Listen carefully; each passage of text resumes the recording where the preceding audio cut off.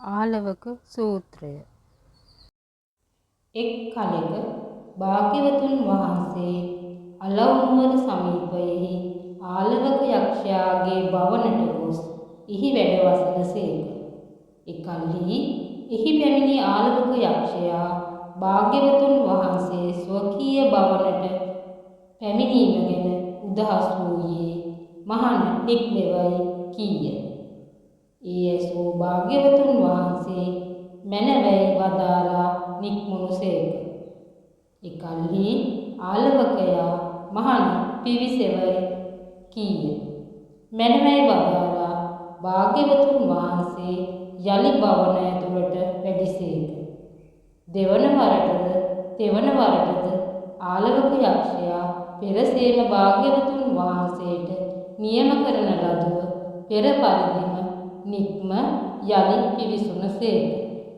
සිව්වන වරටද ආලවක යක්ෂයා එපරිදිම කී කල්හි මම නොනික්මෙන්නෙමි. තාවසින් යමක් කළ යුතු නම් එය කරවයි වදාළහ. එවිට ආලවක යක්ෂයා කියනුයේ මහණ තොපගෙන් පැනයක් විචාරණ. එයට නිසි පිළිතුරු නොලදහොත් තොපගේ සිත හෝ වික්ෂේප කරන්නෙමි. තොපගේ හෘදය හෝ පලන්නෙමි. පාගෙන ගහ පරතර දමන්නෙමි කීය. එකල්හි දෙවියන් සහිත මරුන් සහිත බඹුන් සහිත මහණ බමුණන් සහිත ලොව මාගේ සිත වික්ෂේප කළ හැකි හෘදය පලාලිය හැකි පාගෙන ගහ පරතර දැමිය හැකි අයෙකු මම නොදන්නෙමි. එහෙත් තොප කැමති යමක් වේ නම් විචාරවයි භාග්‍යවතුන් වහන්සේ වදාළහ. එකල්හි ආලවක යක්ෂයා මේ ලොව සත්වයන් හට කවරක් නම් ශ්‍රේෂ්ඨ ධනය වේද? කවරක් නම් පුහුණු කල්හි සුව එළවාද? රසයන් අතුරෙන් කුමක් ඉතා මිහිරිද? කෙසේ ජීවත් වන්නහුගේ ජීවිතය ශ්‍රේෂ්ඨදැයි විචාලේය. එවිට භාග්‍යවතුන් වහන්සේ මෙසේ පිළිතුරු දී වදාළහ.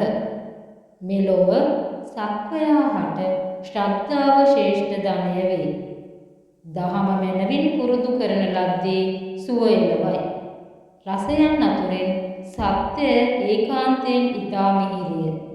නුවණින් ජීවත් වන්නහුගේ ජීවිතය ශ්‍රේෂ්ඨයයි වදාළසේක.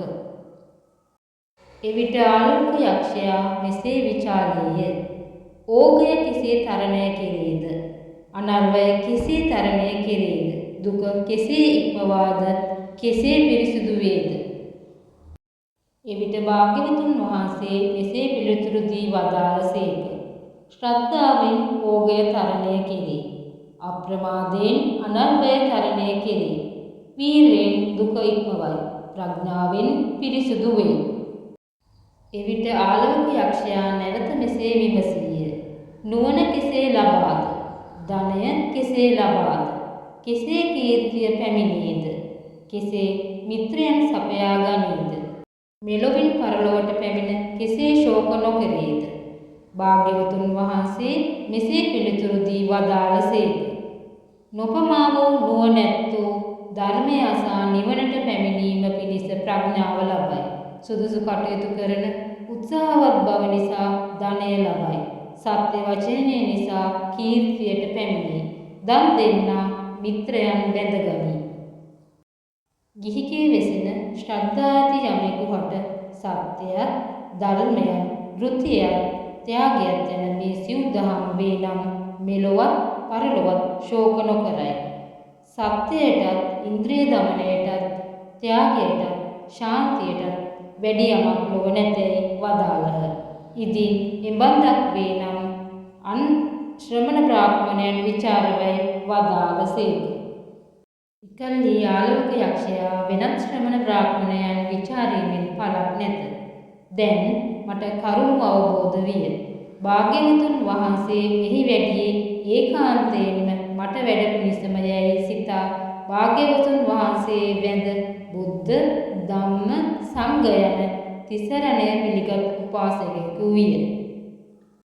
සංයුක්ත නිකායේ යක්ඛ සංයුක්තය ඇසුරිනි.